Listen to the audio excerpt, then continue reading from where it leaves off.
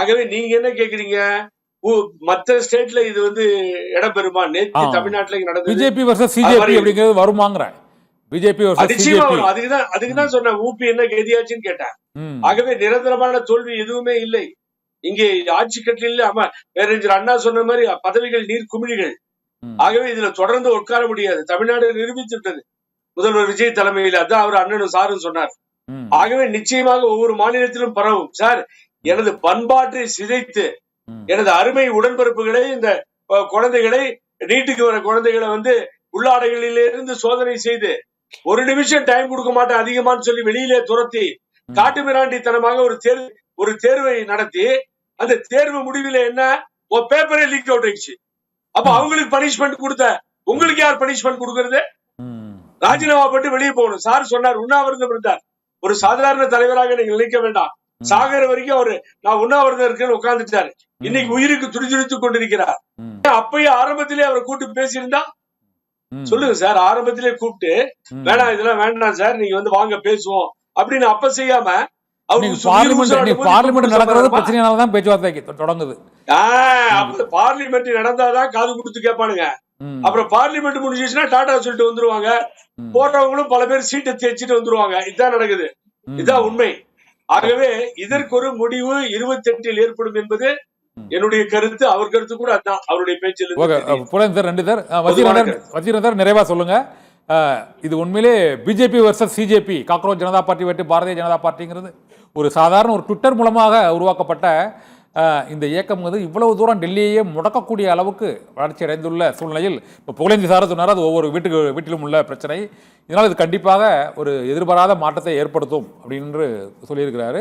இது ஆம் ஆத்மி மற்றும் எதிர்க்கட்சிகள் அனைத்துமே இந்த சிஜேபியின் பின்னால் செல்லாமல் இருப்பதற்கு என்ன காரணம் நினைக்கிறீங்க? வெறும் அரசியல் ஆதாயம் தான் காரணமா, இல்லைன்னா அவர்களை பெரிய கட்சியாக, நாடு தழுவிய கட்சியாக முன்னிறுத்தக்கூடாது என்று அவர்களை மற்ற முக்கிய கட்சிகள், எதிர்கட்சிகளாக இருக்கக்கூடியவர்கள் நீங்கள் சொல்வது இடதுசாரிகள் ஓரளவு ஆதரவு தெரிவித்து இருக்கிறார்கள். இதனால் இன்றைய போராட்டத்தில் லத்தி சார்ஜ் மற்றும் கண்ணீர் புகை குண்டுகளை எதிர்கொண்டது அந்த அடையாளம் தெரியாத, முகம் தெரியாத இளைஞர்கள் தான். அந்த தாக்குதல்களை எதிர்கொண்டது அவர்கள் தான். எந்த கட்சி அடையாளமும் இல்லாமல் தான் அவர்கள் எதிர்கொண்டிருக்கிறார்கள்.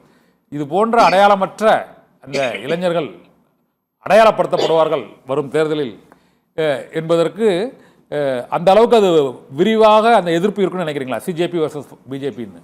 சார், நீங்க சொன்னீங்க இந்த ட்விட்டர்ல ஆரம்பிச்ச ஒரு இயக்கம் சொல்லி.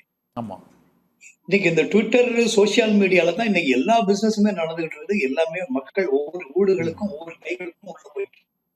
இது முந்தி மாதிரி கூட்டம் போட்டு மாநாடு போட்டு காட்டிலாம் பிரச்சாரங்கள் மக்களுக்கு சேர்றது இல்லை. இது மிகப்பெரிய அளவுல எனக்கு தெரிஞ்சு நான் என்ன சொல்ல வரேன்னா, எனக்கு தெரியும் அந்த அபிஜித்ல இருந்து எல்லாருமே எப்படிப்பட்டவங்கன்னு எல்லாருக்கும் தெரியும். எந்த அளவுக்கு அவர் அமெரிக்கால உட்கார்ந்துக்கிட்டு இதை மக்கள்கிட்ட கொண்டு போய் சேர்த்துருக்காங்க. இன்னும் பாருங்க, போக போக இந்த விஷயம் மிக முழுமையா சேர்க்கப்படும்.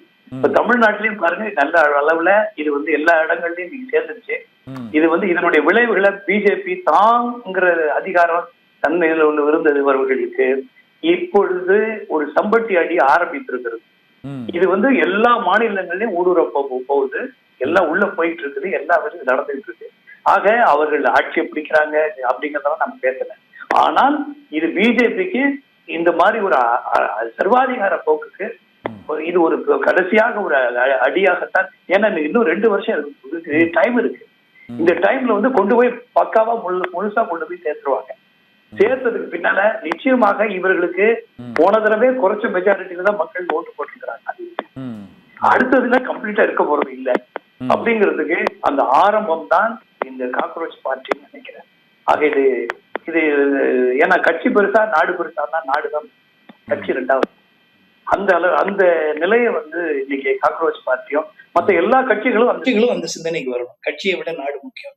வந்தாங்கன்னு சொன்னா நிச்சயமாக இந்தியாவில் ஒரு புதிய ஒரு விடியல், கண்டிப்பாக உண்மையான விடியல் வரும் எதிர்பார்க்க. ஓகே சார், நன்றி சார்.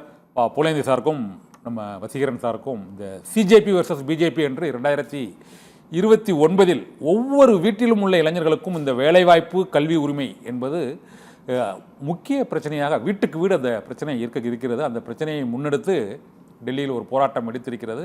அந்த போராட்டம் பரவி நாடு முழுவதும் பற்றி பரவுமா என்பது 2029 தேர்தலில் தெரிய வரும். அபிஜித் தீப்கே சோனம் வாங்சுக் என்ற பெயர்கள் நாடு முழுவதும் அனைத்து மாநிலங்களிலும் உள்ள மக்களால் ஏற்றுக்கொள்ளப்படுமா என்பது வாக்குகள் மூலமாக தீர்மானிக்கப்படும். இந்த அரசியல் சதுரங்க நிகழ்ச்சியில் எங்களோடு பங்கேற்று பல்வேறு கருத்துக்களை, புதிய விடியலை நோக்கி இந்திய அரசியல் என்ற கருத்தையும் இருவரும் வைத்தமைக்கு மிக்க நன்றி. அரசியல் சதுரங்க நிகழ்ச்சியில் மற்றொரு ஆளுமைகளோடு சந்திக்கலாம். நன்றி.